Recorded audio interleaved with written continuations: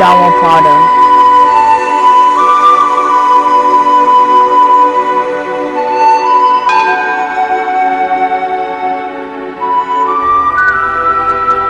The twin verses.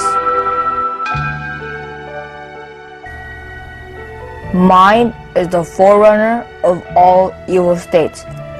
Mind is chief. Mind-made are they. If one speaks or acts with wicked mind, because of that, suffering follows one, even as the wheel follows the hoof of the jacked ox. Mind is the forerunner of all good. Mind is chief. Mind-made are they. If one speaks or acts with pure mind, because of that, happiness follows one, even as one's shadow that never leaves. He abused me, he beat me, he defeated me, he robbed me. In those who harbor such thoughts, hatred is not appeased. He abused me, he beat me, he defeated me, he robbed me. In those who do not harbor such thoughts, hatred is appeased. Hatred never cease through hatred in this world. Through love alone they cease. This is an eternal law.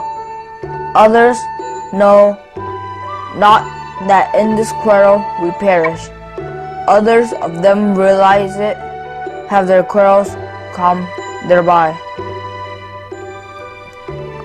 Whoever lives contemplating pleasant things with senses unrestrained, in food immoderate, indolent, inactive, him verily Mara overthrows, as the wind overthrows a weak tree.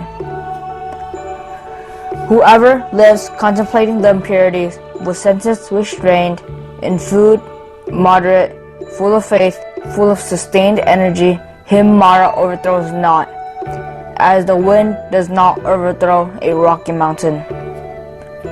Whoever, unstainless, without self-control and truthfulness, should don the yellow robe, is not worthy of it. He who is purged of all stain is well established in morals and endowed with self-control and truthfulness, is indeed worthy of the yellow robe. In the unessential, they imagine the essential. In the essential, they see the inessential. They who entertain such wrong thoughts never realize the essence. What is essential, they regard as essential. What is unessential, they regard as unessential. They who entertain such right thoughts realize the essence. Even as real rain penetrates as ill-thoughted house, so does lust penetrate an undeveloped mind. Even as rain does not penetrate a well-thoughted house, so does lust not penetrate a well-developed mind. Here he grieves, hereafter he grieves. In both states the evildoer grieves. He is afflicted, perceiving the impurity of his own deeds. Here he rejoices, hereafter he rejoices. In both states the well-doer rejoices.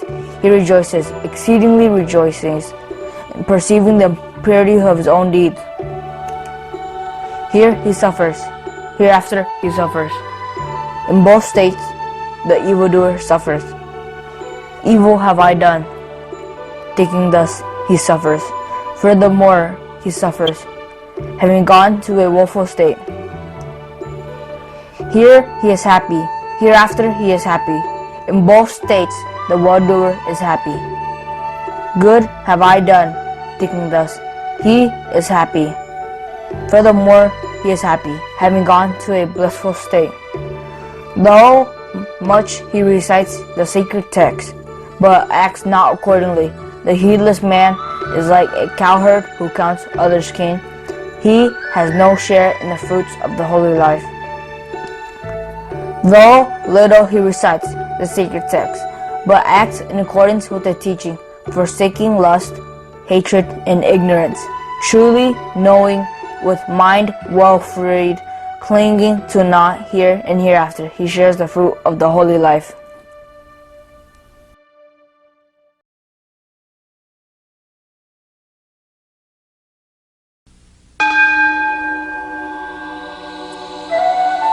heedfulness.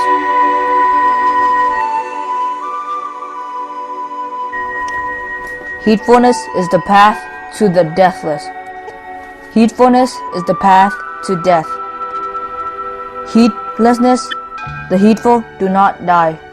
The heedless are like unto the dead. Distinctly understanding this difference, the wise intent on heedfulness, rejoice in heedfulness, delight in the realm of the Aryas. The constantly meditative, the ever steadfastly ones realize the bond-free, supreme Nibbana. The glory of him who is energetic, mindful, pure indeed, considerate, self-controlled, right living, and heedful steadily increases. By sustained effort, earnestness, discipline, and self-control, let the wise man make for himself an island, which no flood overwhelms.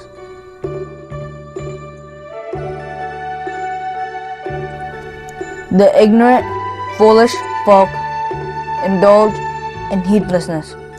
The wise man guards earnestness as the greatest treasure. Indulge not in heedlessness. Have no intimacy with sensuous delights. Verily, the earnest, meditative person obtains abundant bliss.